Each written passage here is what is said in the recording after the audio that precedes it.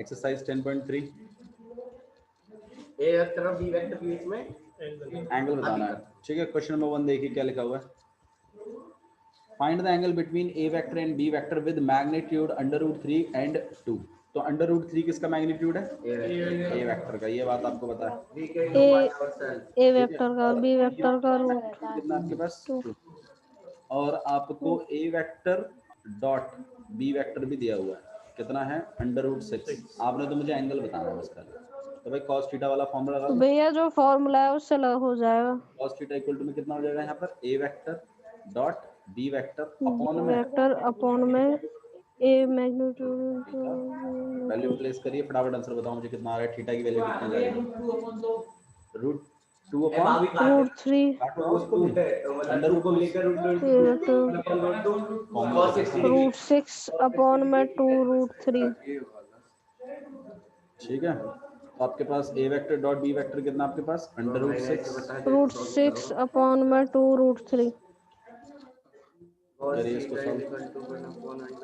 कैसे होगा ये? अरे cos 60 डिग्री आ रहा है भाई रूट देखो, √6 जो है वो कहीं ना कहीं दो रूटों से मिलकर बना हुआ है, √3 × √2। और नीचे √3 जिनको नहीं समझ में आ रहा है तो ये से कट जाएगा। √3 से √2 1 बार यहाँ पर √2 60 डिग्री आ रहा तो 1 अपॉन में √2 cos होता है 60 60 डिग्री तो थीटा में तो उस पे ही हो जाता है। क्लियर है? मैं करूंगा नहीं है? अच्छा √2 नहीं 45 पे होता है भाई। क्या करूं? क्या 45 60 पे तो 1/2 होगा। अरे √2 1/2 45 पे होता है। 1/2 होता तो आपके पास 60 बता देता। क्लियर है? समझ में आया? सिंपल क्वेश्चन था। नेक्स्ट वाला क्वेश्चन देखिए, फाइंड द एंगल बिटवीन दो वेक्टर। इस बार आपको कुछ नहीं दिया उसने, बस वेक्टर पकड़ा दिया। तो आपको मैग्नीट्यूड निकालना है, दोनों का डॉट निकालना है, प्लेस कर देना। करके दिखाइए। एंगल निकालना है। हाँ, एंगल निकालने के लिए पहले आपको ए डॉट बी निकालना पड़ेगा, फिर अपॉन में उसका मैग्नीट्यूड भी तो रखना पड़ेगा, तभी तो एंगल निकलेगा। cos थीटा का फॉर्मूला वही तो है भाई। cos थीटा का फॉर्मूला क्या है? A vector dot B vector upon में magnitude of A vector and magnitude of B vector. यही तो है cos थीटा का वैल्यू। ए वेक्टर कितना दिया हुआ है आपको? i - 2j और +3k। और बी वेक्टर क्या है आपके पास? 3i - 2j और +k। तो ऑब्वियस बात है। When we will do question, then keep quiet. Okay sorry, keep quiet कह रहा हूं भैया मैं Keep silence लिख रहा क्वेश्चन करिए, क्वेश्चन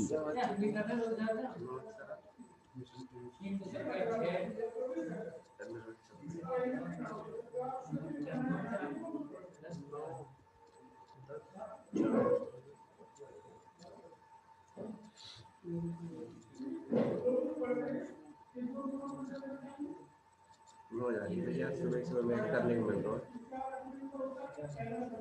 बहुत टाइम बात कर रहे हैं। ऐसे भैया डेली कर रहा हूँ। तो मान लीजिए मनीष नहीं आता, मैं क्या करूँ? मैं तो इसलिए पढ़ाना चाहता हूँ तुम्हें। आज चलो देख लेते हैं इसको। डॉट कर रहे हैं दोनों का 1 × 3 3 और यहाँ पे प्लस का 4 और आपके पास 3 √1 का स्क्वायर 1, यहाँ पे 4, यहाँ पे 9, 9 + 4 13 + 1 14 और यहाँ पे 9 9 + 4 13। बाबू शांति रखिए। यहाँ पे बस 10 अपॉन में 40 cos थीटा। ठीक है, 2 से आप कट कर सकते हैं यहाँ 5, यहाँ पे 7।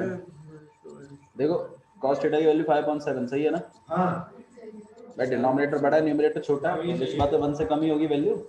तो थीटा को हम अकेला कर देंगे, यहाँ पे cos inverse 5/7। And answer check करो, यही है बस। ठीक, क्लियर है?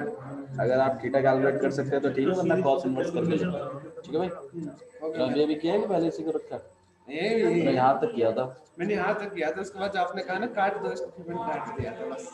प्रेजेंटेशन की दिक्कत है, यहाँ साइड में कभी नहीं लिखते, नीचे लिखते हैं हमेशा। cos थीटा नीचे होता है। वो एनसीईआरटी सॉल्यूशन क्या आदत से पड़ी है साइड में पढ़ दे रहे, ऐसा पढ़ेगा। एनसीईआरटी सॉल्यूशन कर दूंगा तेरे 2 मिनट में। क्वेश्चन नंबर थर्ड देखिए, ठीक है। कल आप लोगों ने प्रोजेक्शन भी डिस्कस किया था, प्रोजेक्शन वापस देख लेते हैं एक बार। Projection of vector, projection of vector on a vector. एक वेक्टर का दूसरे वेक्टर पर प्रोजेक्शन क्या होता है? प्रोजेक्शन मतलब देखो, प्रोजेक्टर होता है ना, प्रोजेक्टर, प्रोजेक्टर भी तो वही काम करता है, शेडो मारता है ना उसकी, शेडो ही पड़ती है ना उसकी, पीछे से लाइट आती है, वो एक्सपैंड हो जाती है और आपके स्क्रीन पे आती है। तो प्रोजेक्शन ऑफ वेक्टर का मतलब भी यही है। जैसे मान लो एक ए वेक्टर है आपके पास, ठीक है, और एक मान लो यहाँ पे ऐसे बी वेक्टर। तो अगर मैं पैरेलल लाइंस ड्रॉ करूँ इसके ऊपर, मतलब ऐसा सोचो ये सन रेज है, ठीक है, तो ये इसके ऊपर इसकी क्या शेडो बना रही है, क्या शेडो बन रही है, इसको निकालने का तरीका है। This is the projection. अच्छा, ये प्रोजेक्शन है, बिल्कुल सही है। एक चीज और भी होती है, प्रोजेक्शन वेक्टर, प्रोजेक्शन वेक्टर। अब मुझे एक बात बताओ, अगर मुझे इस प्रोजेक्शन का पहले तो इस प्रोजेक्शन को निकालना चाहिए। प्रोजेक्शन कैसे निकालते हैं? ये एक स्केलर क्वांटिटी होगी, ऑब्वियस सी बात है, ये कोई लेंथ होगी, है ना। तो इसके लिए हमारे पास है कि जैसे मान लो ये यहाँ पे ये ए वेक्टर था, और ये कौन सा वेक्टर आपके पास? बी वेक्टर, या फिर ये ए वेक्टर है और ये क्या है आपके पास? B vector. तो आप जिसकी प्रोजेक्शन निकाल रहे हो, जिसकी प्रोजेक्शन निकाल रहे हो उसको आप लिखोगे, और जिस पे प्रोजेक्शन निकाल रहे हो उसका यूनिट वेक्टर। मेरी बात समझ में आ रही है? डॉट प्रोडक्ट निकालना है आपको, A vector dot B vector का unit vector, unit vector of B vector, ठीक है ना। बी वेक्टर का यूनिट वेक्टर निकालना है आपने, और ए वेक्टर के साथ उसको डॉट करवाना है। मेरी बात समझ में आ रही है? ठीक है। अच्छा चलो, मैं गगन से एक चीज पूछ रहा हूँ, क्या मैं गगन इसको ऐसे लिख सकता हूँ, इसको ऐसे लिख सकता हूँ? अरे इस चीज को क्या मैं ऐसे लिख सकता हूँ? क्यों?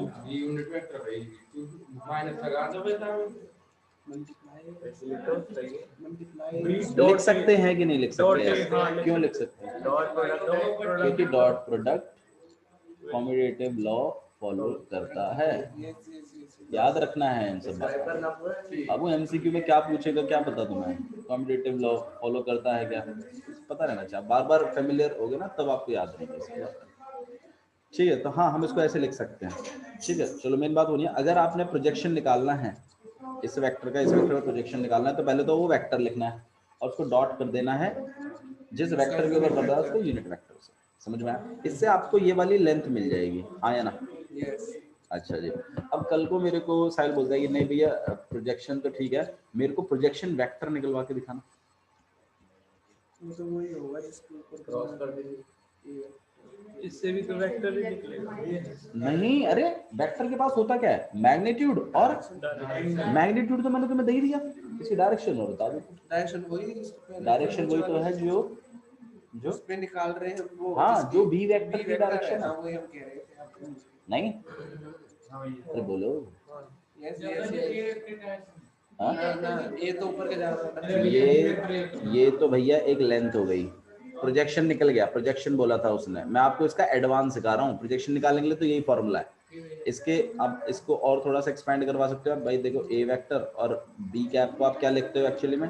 बी वेक्टर अपॉन में बी वेक्टर का मैग्नीट्यूड, ये भी लिख सकते हो। और आप चाहो तो इसको ऐसे भी लिख सकते हो कि भाई ए वेक्टर डॉट बी वेक्टर और अपॉन में बी वेक्टर का मैग्नीट्यूड। मतलब ये तीनों ही फॉर्मूले हैं और एक ही बात है, ये तीनों फॉर्मूले अलग अलग नहीं है। तो प्रोजेक्शन का तो बंदोबस्त कर दिया मैंने, ये बात तो हमने कल ही पढ़ ली थी। आज एक नई चीज पढ़ रहे हैं, प्रोजेक्शन। अगर वेक्टर निकालना पूछ ले तुमसे तो इसका मतलब है, एक पहले तो उसका निकालो प्रोजेक्शन, लेंथ तो पता लगाओ मैग्नीट्यूड कितना है, और फिर तुम उसको क्या करवा दो, उसको डॉट करवा दो। डॉट क्यों करवाओगे उसको मल्टीप्लाई कर दीजिए किसके साथ? डॉट नहीं कराएंगे, मल्टीप्लाई करवाएंगे। हाँ, उसको मल्टीप्लाई कर दीजिए इस वाले वेक्टर के यूनिट, क्योंकि यही तो डायरेक्शन दे रहा है, यही तो डायरेक्शन दे रहा है। मैग्नीट्यूड तुम्हारे पास है ही, तुम उसको मल्टीप्लाई कर लेना उसके साथ। Magnitude multiply by that direction will give you the projection. मेरी बात समझ में आ रही है? अगर क्वेश्चन में प्रोजेक्शन वेक्टर पूछा जाता है तो अगर सिर्फ प्रोजेक्शन पूछा है तो सिर्फ वो वाला फॉर्मूला लगाइए, आंसर निकालिए। प्रोजेक्शन वेक्टर जैसे क्वेश्चन नंबर 3 देखिए क्या पूछा आपसे, फाइंड द प्रोजेक्शन ही पूछा है बस खाली of the vector on this vector. देखो बहुत इंपॉर्टेंट बात है, किस वेक्टर का किस वेक्टर पे प्रोजेक्शन बनता है वो इंपॉर्टेंट बात है। प्रोजेक्शन वेक्टर का फॉर्मूला कुछ नहीं है, फॉर्मूला आप चाहो तो फॉर्मूला बना सकते हो, लेकिन पहले आपने इसका प्रोजेक्शन निकालना है, लेंथ निकालो और फिर उसको ही इस बी वेक्टर के यूनिट वेक्टर के साथ क्या कर दो, मल्टीप्लाई कर दो। वही जो वेक्टर बनेगा उस टाइम पर वही आपका प्रोजेक्शन वेक्टर होगा। समझ में आया? बी अगर मान बी जब निकाल रहे हैं तो बी का टोटल में वही पर निकालना है जहां पे प्रोजेक्शन। हाँ जहाँ पे प्रोजेक्शन ठीक है। अब देखिए क्वेश्चन, देखिए क्वेश्चन नंबर 3 क्या बोला है आपसे, find the projection of this vector on this vector. बोला है i माइनस j का प्रोजेक्शन बताइए on vector i plus j vector, मतलब इस वेक्टर का इस वेक्टर पे प्रोजेक्शन बताओ। तो ये a वेक्टर है और ये b वेक्टर है। A dot B upon B तो a vector dot B vector upon b vector upon में b वेक्टर का मैग्नीट्यूड, ये वही बात होगी ना, यही तो प्रोजेक्शन है, यही तो प्रोजेक्शन है, projection of a vector on b vector. निकाल के फटाफट बताओ मुझे कितना बन रहा है प्रोजेक्शन। 0 बन रहा है, 0 प्रोजेक्शन, मतलब प्रोजेक्शन हो ही नहीं रही मतलब हाँ वो उससे मतलब इतना ऐसा एंगल क्रिएट है, ठीक है, यहाँ पर कोई एक वेक्टर है, यहाँ पर कोई वेक्टर है, जब से पैरेलल बना रहे हो तो इसके ऊपर गिर ही नहीं रही, इसका मतलब प्रोजेक्शन बनी नहीं, शैडो नहीं बनी। नहीं भी 90 भी हो सकता है, अगर पैरेलल रेज 90 डिग्री 0। हाँ वो भी हो सकता है, माइट भी चांसेस। अच्छा एक बार इन दोनों का डॉट करना, इन दोनों का डॉट करके बताना मेरे को आंसर कितना आ रहा है। इन दोनों का डॉट, इन दोनों का डॉट करो, 1 0 आ रहा है, 1 minus 1 0 1 minus 1 0 आ रहा है। इसका मतलब क्या है कि ये वेक्टर ऐसे खड़ा है और ये वेक्टर ऐसे है, तो जब आप ये पैरेलल रेज वो बना उस रहे पे हो वो है परपेंड तो शैडो बनी नहीं रही। कुछ तो होती भैया, हाँ कुछ तो 0 बन रही है, मतलब परपेंडिकुलर है, मतलब बन रही है भाई। जब आप दोपहर में रहते हैं, जब सूरज बिल्कुल आपके सर के ऊपर रहता है तो आप परछाई बिल्कुल आपके चरणों में होती है, तो वहाँ शेडो कहाँ होती है, चरणों में, ठीक है। अगर थोड़ा सा भी अगर बैंड होता तो प्रोजेक्शन जरूर बनता। तो यहाँ से एक बहुत अच्छा ऑब्जर्वेशन आया कि अगर प्रोजेक्शन 0 बन रहा है तो इसका मतलब उन दोनों वेक्टर के बीच में एंगल कैसा है, 90। लॉजिक क्लियर है, समझ में आया? क्वेश्चन में 4 देखिए क्या लिखा है,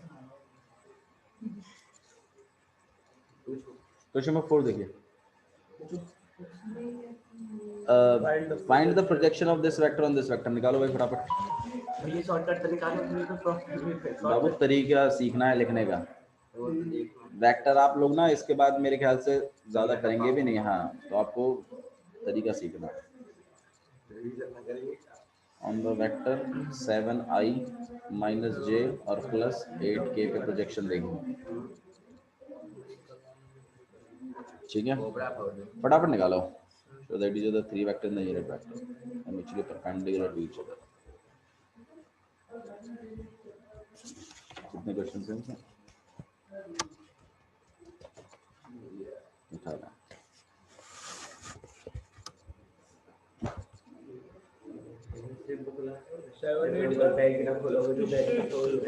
निकाल देंगे। अरे ठीक है, कर लोगे ना इसको? अरे कर लोगे, नहीं कर लोगे इसको? ठीक है, क्वेश्चन नंबर 5 देखो भाई, ये गलत बात है, कर लेना। क्वेश्चन नंबर 5 तो देख लो एक बार, क्या लिखा हुआ है, show that each of the given 3 vectors is a unit vector. आपको शो करना है, देख लो यार, तुम कहोगे बाद में। ये एक ए वेक्टर है, बी वेक्टर क्या है 1/7 3i माइनस 6j और प्लस 2k, ये सेकंड वेक्टर है। और थर्ड वेक्टर आपके पास 1/7 6i प्लस 2j और माइनस 3k, ये थर्ड वेक्टर है। क्वेश्चन पढ़िए क्या बोला है Aryan. So that each of the given three vector is a unit vector. अरे ऊपर से ही पढ़ो, show that each of the given three vector is a unit vector.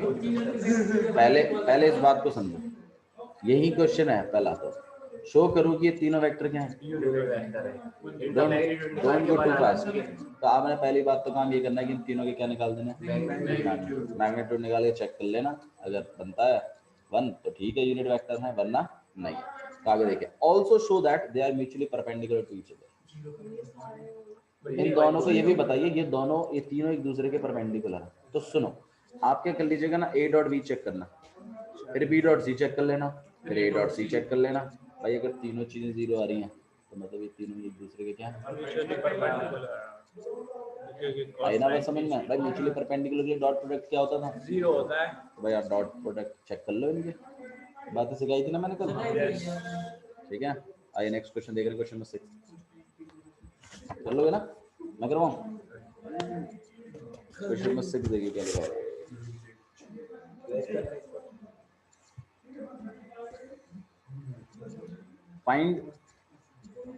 Find करिए ए वेक्टर का मैग्नीट्यूड एंड बी वेक्टर का magnitude. आपको A vector का magnitude, B vector का मैग्नीट्यूड निकालना है अगर A vector plus B vector का dot A vector minus B vector equal to में 8 होता है, और ए वेक्टर का मैग्नीट्यूड इक्वल टू में 8 बी वेक्टर का मैग्नीट्यूड। ये दोनों चीजें तुम्हें गिवन है। इसकी जगह इसको डाल, इसमें हम दो चीज कर सकते हैं, पहले तो मल्टीप्लाई करके फिर इसकी वैल्यू डाल दें। ये पहले मल्टीप्लाई डाल करिए, के ए वेक्टर मल्टीप्लाई ए एक मिनट बोलो, मल्टीप्लाई करो तो सोचता ही रहो बेटा। इधर देखो, दोनों को डॉट प्रोडक्ट है, कर रहे हैं यहाँ पर A vector dot A vector, सही है। देन आपके पास minus A vector dot B vector, कुछ गलत तो नहीं लिखा, ठीक है। अरे इसको इससे भी तो करेंगे, ब्रैकेट लगा के लिखूं, बी वेक्टर को फिर इससे करेंगे तो कितना आ जाएगा आपके पास, B vector dot A vector, और इसको इससे करेंगे तो कितना आ जाएगा, minus B vector dot B vector equal to में कितना चल रहा है 8, ठीक है। अच्छा ये दोनों कैंसिल हो जाएंगे, क्यों हो जाएंगे। मतलब आप बी वेक्टर को ए वेक्टर बी वेक्टर भी तो लिख सकते हो डॉट में, कम्यूटेटिव लॉ फॉलो होता है, ये दोनों से कट जाएंगे, ठीक है ना। अच्छा जी, ए वेक्टर डॉट ए वेक्टर क्या होता है, ए स्क्वायर वेक्टर, ए स्क्वायर वेक्टर, ए स्क्वायर मैग्नीट्यूड का, ए वेक्टर के मैग्नीट्यूड का कल ही तो स्क्वायर। बताई थी मैंने ये बातें कि दो वेक्टर जो अपने साथ ही बनाता है तो आप उसको मैग्नीट्यूड, और फिर यहाँ पे मैग्नीट्यूड नहीं चलता था, फिर cos 0 लिखते थे तुम, cos 0 बन होता था तो इसका स्क्वायर हो जाता था, तो आप इसका स्क्वायर लिख पाते थे नहीं, तो आप इसको लिख सकते हो। ये कितना बन जाएगा आपके पास, ए वेक्टर का स्क्वायर, और इसको क्या लिख सकते हो आप, बी वेक्टर के मैग्नीट्यूड का स्क्वायर इक्वल टू में 8, ठीक है। एक काम करते हैं, ए वेक्टर के मैग्नीट्यूड की जगह हम इसको लिख सकते हैं, तो हम लिख देंगे यहाँ पर वैल्यू, तो हम इसकी जगह लिखेंगे 8 बी वेक्टर का स्क्वायर और माइनस बी वेक्टर का स्क्वायर, सबको अलॉट कर रहे हैं, कितना हो जाएगा यहाँ पर 64, और जो भी इसका मैग्नीट्यूड आएगा उसका स्क्वायर करेंगे, यहाँ पे बी वेक्टर का 8, दोनों में से मैं बी वेक्टर का मैग्नीट्यूड का स्क्वायर कॉमन निकाल लेता हूँ, यहाँ पे 64 माइनस 1, नहीं तो वह डायरेक्ट भी कर लेते, क्या कॉमन निकालने की जरूरत है, ठीक है।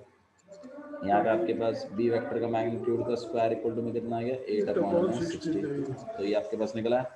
ऐसे आप ए वेक्टर का मैग्नीट्यूड का स्क्वायर भी निकाल सकते हो, दैट इज 8 बी वेक्टर है मेरे ख्याल से, है ना, स्क्वायर नहीं है, यही है। तो आपके पास 8 इंटू में 8/62, स्क्वायर नहीं है वहाँ पर, फिर वहाँ भी तो स्क्वायर निकाला वैसे हाँ जी, यहाँ पर आपने बी स्क्वायर निकाला है ना, बिल्कुल इसके ऊपर रूट आएगा, 2√2 रूट इसमें आएगा, इसमें नहीं, दोनों में ही आएगा। हाँ एक समझ मिनट, रहे हैं। ठीक है। यहाँ से स्क्वायर हट जाएगा आपके पास, यहाँ पर रूट लग जाएगा, यहाँ पर वैल्यू प्लेस करेंगे इसको, तो यहाँ पर हो जाएगा आपके पास 2√2 मतलब 16 16 √2/√16, 3 अंडर रूट 2 अपॉन में 63 7 9 जा 3 बार निकल जाएगा 3 अंडर रूट 7 63 7 9 जा 63 तो होता है ना ये है यही है चेक करो यही है ठीक समझ में आया ना इसको भी थोड़ा सा आप सॉल्व कर दीजिएगा यहाँ पे आपके पास 2 अंडर रूट 2 अपॉन में 3 अंडर रूट 7 ठीक है आया समझ में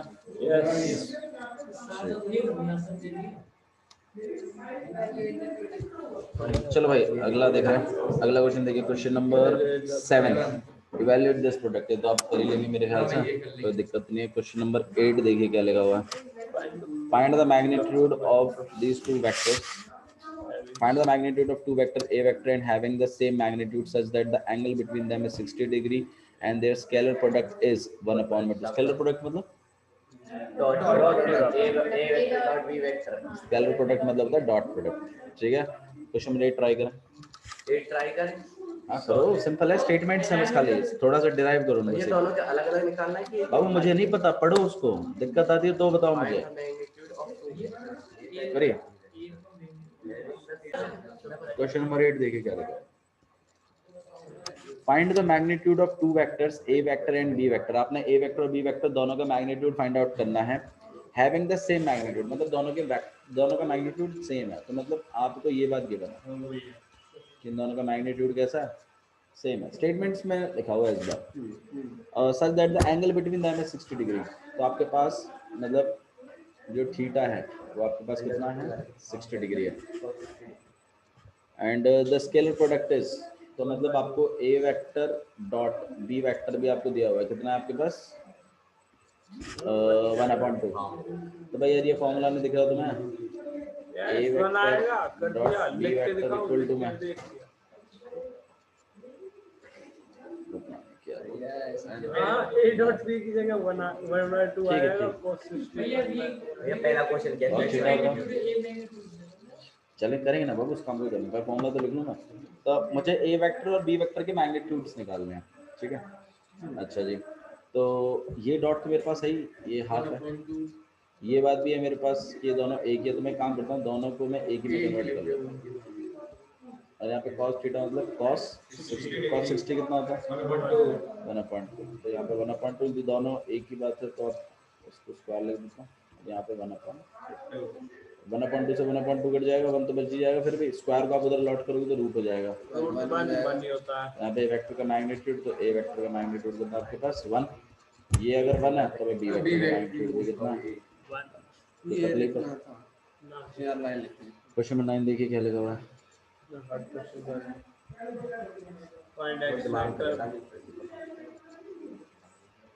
क्वेश्चन नंबर 9 देखिए क्या लिखा हुआ 9 लिखा हुआ आपके पास फाइंड एक्स वेक्टर का मैग्नीट्यूड आपने एक्स वेक्टर का मैग्नीट्यूड निकालना है for a unit vector A अच्छा भाई ये गिवन है आपको मतलब ए वेक्टर जो है वो यूनिट वेक्टर है तो मतलब ए वेक्टर का मैग्नीट्यूड कितना गिवन है आपको ये गिवन है बस ये समझने की बात है बस खाली यूनिट वेक्टर बोला मतलब उसका मैग्नीट्यूड कितना रहा होगा ठीक है अच्छा जी और हमें ये चीज भी गिवन है कि एस X vector minus A vector का dot X vector plus A vector is equal to में 12 ये बात गिवन है तो भाई थोड़ा सा यहाँ पे थोड़ा समझने की कोशिश करें इन दोनों का डॉट 12 है राइट तो डॉट करते हैं ना क्या दिक्कत है इसमें हम फॉर्मूला क्यों लगा रहे हैं यहाँ पे x vector dot X vector ठीक है और प्लस में x vector dot A vector plus minus A vector dot X vector and minus A vector dot A vector ठीक है भाई ये वाली चीज तो कैंसिल हो जाएगी तो यहाँ पर आपके पास एक्स वेक्टर का देखो आप ये ब्रैकेट है मैग्नीट्यूड अरे दो वेक्टर सेम वेक्टर है उनका डॉट स्क्वायर हो गया मेरा गलत कह रहा था यहाँ पे तो आपके पास x का स्क्वायर हो जाएगा ये तो इससे कैंसिल हो गया यहाँ पर आपके पास कितना हो जाएगा ए वेक्टर इक्वल टू में 12। ये 1 है, ये चीज तो मैंने 1 का स्क्वायर कितना होता है 1 ही होता है, इसको हम उधर भेज देंगे तो प्लस का हो जाएगा, तो यहाँ पे 12, प्लस ये मैंने बात करते हैं, मैंने करेक्ट कर लिया था अपने आप को। यहाँ पर आपके पास x वेक्टर का स्क्वायर है मैग्नीट्यूड का, यहाँ पे 13 और यहाँ पे x वेक्टर √13 बस आया समझ में? This is it. ठीक है। अच्छा जी एक चीज